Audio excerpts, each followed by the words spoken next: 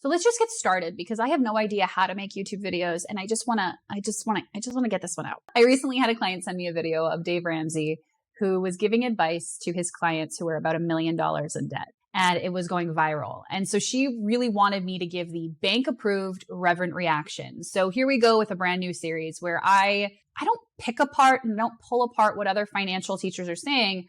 I just say, okay, here's what they're saying. And then here's the reverent and responsible approach to whatever they're saying, or the reverent and responsible alternative. Because let's be really honest, financial success is not a monolith. Every person is totally unique from the other, and wealth is independent and uniquely determined. So if you don't know me, my name is Stefania. Nice to meet you. I'd love for you to introduce yourself in the comments because community is super important to me. But aside from that, you might be wondering why the frig I want to talk about money. Well, I serve reverence and responsibility through a little practice I call financial intimacy.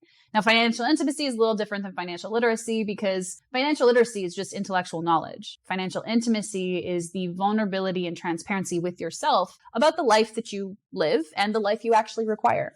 So without further ado, let's begin this reverent reaction. We have probably just under $1 million in debt, and we want to know how to get debt-free without filing bankruptcy. Okay, so right off the bat, I'm just going to say my first thoughts. When someone tells me that they're X amount of money in debt, my first thought is, how did you get there? And part of people's resistance to financial intimacy is their unwillingness to actually find out how they got there. Is that $1 million a property? Is that $1 million student loans? Is that $1 million shopping addiction? Knowing that you have X amount of dollars in debt is actually not enough information to do anything with. There are so many more questions that immediately I would have to ask. Okay. How much of that is a mortgage? See, exactly. If your mortgage is $600,000, that's just a fact. Holding on to that debt is not a big deal. The mortgage, about $210,000. So you have $600,000 in what? $335,000 is about in student loans. Okay, so now we've got $200 is the mortgage, $300 is student loans. So $500,000 in just standard, understandable debt. We both have advanced degrees, and then the rest is really credit cards and personal loans. So now we understand that the other, probably $400,000, because she said just under $1 million in debt. So let's just assume $400,000 in personal loans and credit cards. Again, this is not enough information. I want to know, what are the personal loans used for? What did you buy on the credit cards? Because that doesn't happen overnight. See, if you're really reverent with your debt, there's a level of devotion and commitment required for you to even use it in the first place. So $450,000, I have no idea if that was unconscious debt or if there was some deliberate personal discourse that took place before she had taken out those loans and credit cards. So you have $300,000 of credit cards and personal loans? We have about $335,000 student loans and about $136,000 in credit cards, $44,000 personal loans, and $35,000 car loans. Okay, so here's the thing. This is what happens when we have people sensationalize debt. $35,000 in car loans is fucking nothing. Okay. It's normal. You just pay it off. You make your payments. Okay. $300,000 in student loans. You just make your payment.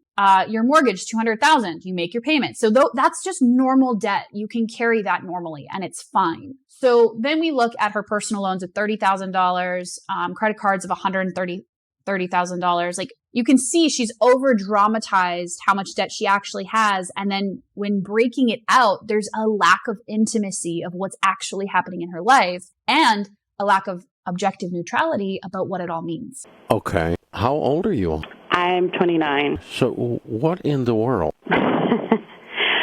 Yeah. So are you both on this, or is this just one of you that's completely lost your mind?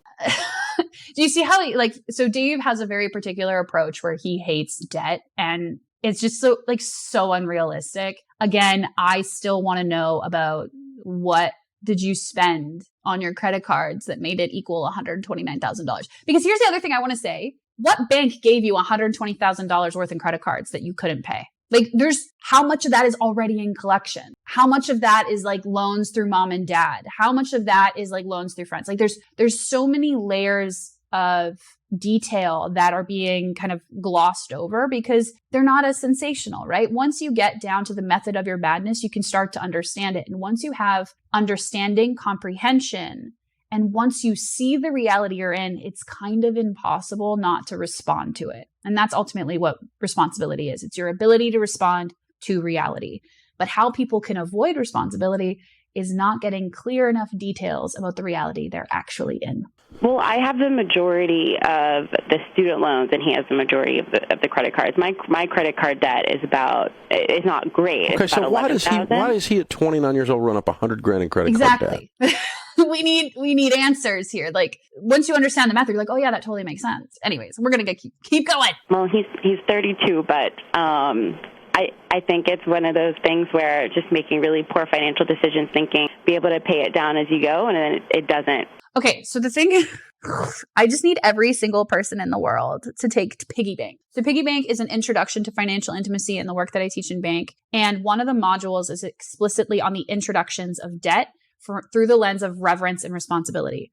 What people fail to recognize about debt is that it is a breathing number. It is living. It is incurring interest, but it's also incurring your regular spend. So even if you're like, oh, I'm going to make the payments on that, which is totally appropriate. You can totally have that as a way of looking at your debt. But then you also have to tack on, how much do you regularly spend on your credit card? Paying that off in addition to the debt you've already taken on. So one of the things that I personally do is that when I'm paying my cards off, I will look at, well, how much did I use my card this week? Pay that off, and then go, well, how much debt was I holding on to from previous weeks or previous months, and make a payment on that. See, this is the thing, when you're totally disconnected from the living, breathing nature of debt, you can get caught up in poor financial decision making, where it's just like, oh, you think, oh, I'm going to be able to catch up on that, but you disregard the holistic picture of what debt is. And I know this sounds really simplistic or a little bit overcomplicating of it in either direction.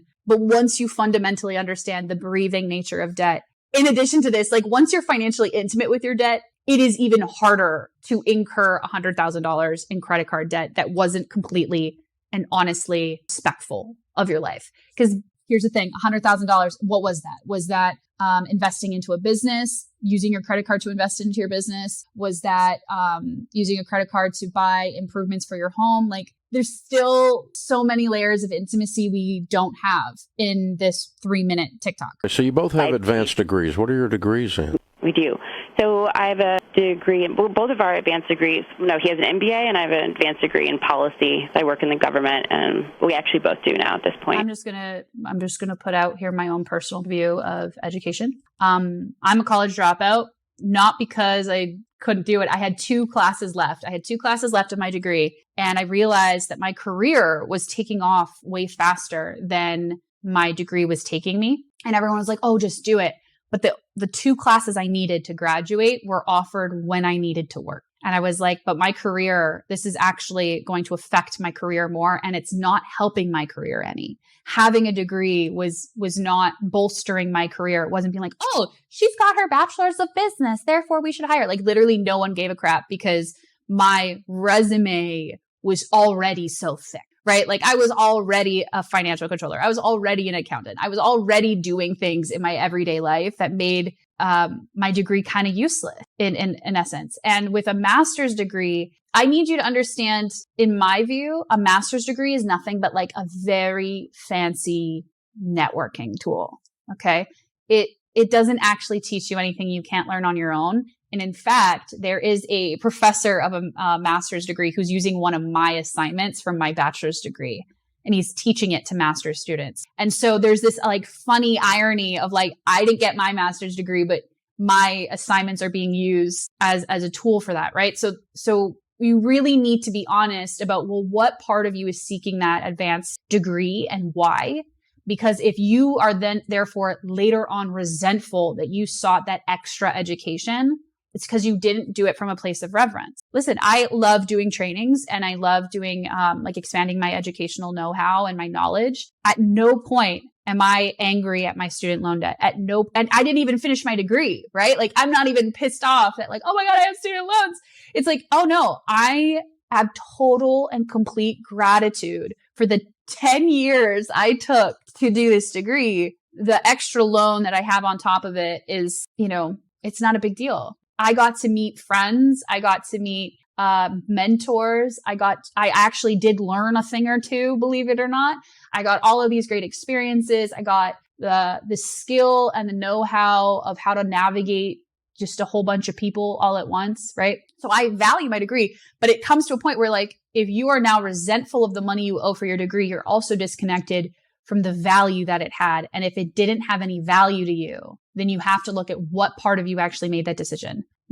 Their master's degrees are in business, which I think is honestly very dumb. Just start a business. And then, policy. And now they both work in government. So their income is capped, right? Unless they're the Prime Minister of Canada, or whatever, right? Like their income is totally capped now because they're not running a business where their income could potentially go up. So now they're forced into the paradigm of I have to budget, which is not something I teach people to do.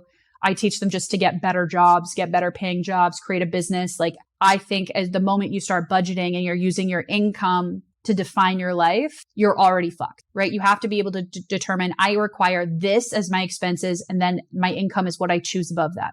It's a very different way of looking at things. Come join me in bank if you're interested in learning more. So let's continue. Okay. So your household income is what? Our household income is about $230. Not enough. Not enough. Not enough. Not enough. Not enough. Not enough. $230? $230? Okay. Let me be honest. It's not that it's not enough. It's not enough for the way that they're choosing to live. Okay. All right. Is there recognition on both of your parts how absurd this situation is? Yes.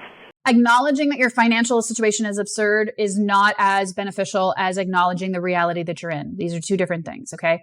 Acknowledging the reality that you're in actually requires financial detail. It requires you to both sit down, get clear, what is this credit card debt for? Not just blanket statement credit card debt, because that is one of the most damning things you could do.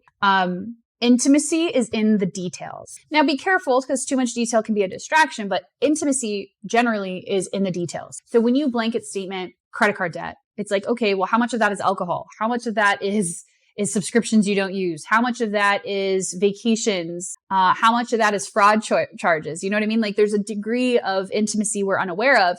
And if we're unaware of what's causing that debt cycle, then we have complete disassociation from what would actually change it naturally. Okay. I think we're both a bit scared and want to do anything we can to avoid responsibility. Here's the thing, right? Is like when you were disconnected from Reverence, you will actually blow things out of proportion. I want to know what are their necessary expenses every month. That $230 a month, or what is say $230? It's like nearly 20 grand a month. Okay, so let's assume it's 15 take home. What are their necessary expenses every month at $15,000 is just covering it because they can't afford to pay back their regular debt in a faster pace. Like there's just more questions. Okay, great. Then I'm on your team. I can skip that step. Okay, good. Okay, well, you're scared and you should be. You should never be scared of debt. It's all figure outable. It's not a problem. Like most of that debt, like I said, it's ordinary debt. The only extraordinary debt they have is the personal loans and the credit card debt because we don't know what got them there. It could also be ordinary debt. We don't know. We don't know what lives they're living. We have no freaking clue. You're disgusted, and you should be. You should not be disgusted about your debt either. God damn this man. We are. You're in the early stages of being sick and tired, and you should be. So here's the thing. You guys have been living at across the board, from your education choices to your car purchases to you've been living at about 10x where you're going to get to live for the next 3 years. Okay. Yep, that's true. So I'm getting ready to destroy your life as you know it, because your lifestyle is considerably above your extremely good income. So this is the thing, right? He's just brutal, and that's fine. There's a lot of people in this world who don't realize that they cannot afford the life that they're living and are not being responsible with trying to get the income that allows for the life that they're living, right? You can't live like a millionaire while working at a grocery store. I know you want to, but it's actually not reverent. It's not a deep embodied sense of respect for the truth, because if you are working in a grocery store, you've got payments to make on that $1 million lifestyle that you cannot sustain. That is not healthy. That is not reverent. and it's not responsible. And I don't mean this from a place of blame. I just mean like you literally cannot sustain that. And so in this regard, my question is more so, what had you seek out the MBAs, the advanced degrees? Which part of you? Because that same part of you is going to continue the behavior even if you clean up the debt, right? These are the people who, when they win the lottery, they get out of the debt and they get back into debt. Same thing with the personal loans. What did you take those personal loans out for and why? Was the things that you were buying reverent? Was it a deep embodied sense of respect for the truth of who you are and the life that you're living? The truth, respect for the truth, okay? And has been for a period of time. And so you've gotten used to spending like you're in Congress. Right. This is going to be very emotional for you all. He's not wrong. Financial sobriety is like dropping alcohol, like being a lifelong alcoholic and then cutting it cold turkey. And this is where, Dave's approach is like going cold turkey. It's like, now we don't spend anything and now we don't enjoy life. And like our quality of living actually gets dropped down to nothing because having money is more important than living fully, right? That's Dave's approach. That's not my approach. However, he's not wrong that it is an emotional process. Becoming sober when it comes to your money is very confronting because you're going to see the habitual nature of where you become drunk, frankly, where you want to go grab for buying Uber Eats. That's my personal addict, right? Or you want to go just buy that new subscription or sign up for that new program, or you just want to keep throwing your money at stuff. It's in those moments of being completely sober that you have to ask yourself, why am I doing this? Why am I throwing my money at Uber Eats? Oh shit, it's because I'm avoiding loneliness. It's my personal one, right? I've got clients who are like, well, why am I throwing money at this program? It's like, because I think that if I throw money at this new coach or this new teacher, they're going to solve my problems. Other people are like, oh, I'm going to go buy this new antique or this new property because eventually it'll be worth money and then we'll be rich. Like it's always this, if this, then that. It's if I have this, I won't feel that. Or if I have this, I will feel that. Rather than, okay, well, what do I actually need in this moment? Because the truth is anything that you can buy that changes your emotional state actually won't change it permanently. It's just going to help you avoid it. And so the longer you avoid the emotional work that you need to do, the bigger it gets on the back end, right? So let's say I avoid cooking for myself for months and months and months and months because I'm just ordering Uber Eats to avoid the loneliness of cooking. If there's something in my life that happens that I actually have to cook for myself, I won't cook. I won't eat because I'll be quite comatose to my own emotions. He's not wrong. And you're going to have to look at it through that lens and through a spiritual lens, or you're not going to make it. You're going to have to not care what anyone thinks, including each other, because you're not going to spend any money on anything ever. This is where Dave and I are different because that's not practical. It's just not practical. And even in the spiritual lens, like, people talk about this in terms of like deep spiritual practice, right? Like chop wood, carry water. You're human, right? Like, yes, working with your money is 100% a spiritual experience, but you are human and therefore you will have to spend money in this earth for you to feel like life is worth living. Otherwise, all you're doing is paying down your debt, savings that hopefully you live long enough to maybe live life. That's not okay, right? You are going to have to make sure that you're having your date nights. You're going to have to make sure you're still having your vacations. You're going to have to make sure that you're buying gifts for your kids or whatever. Like those expenses will still happen. So the idea that you won't spend money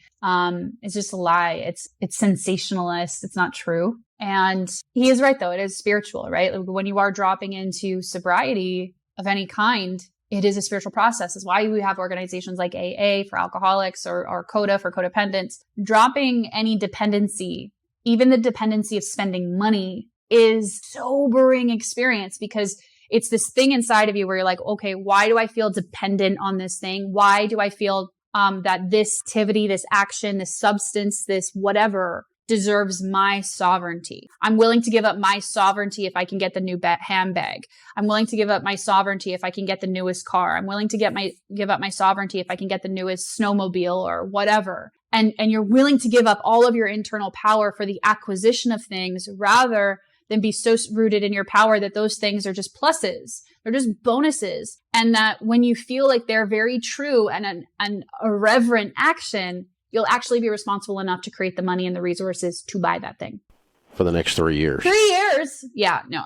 It just, will it take 3 years if you're spending absolutely new money? Absolutely. But it's also not going to show you the habits that led you to where you are. Listen, you could do the snowball effect. You could restrict your spending. You could spend nothing but on the essentials. For 3 years of that, you will be the most starved person. And we can look at people who have crazy meditative practices, right? Like they're starved from human being. Like, have you met somebody who just meditates all day? Like they look at you like this and they're vacant. Like they're not human. And so I'm of the world of like, you can have reverence and responsibility. Does my approach take a little longer to pay off that debt? Maybe. If you want to stay at a job that has an income cap. Most people don't. Most people understand that they need to either A, increase their income, or B, create an avenue for them to always be making more. So that's my perspective on Dave. If you like this video, be sure to subscribe.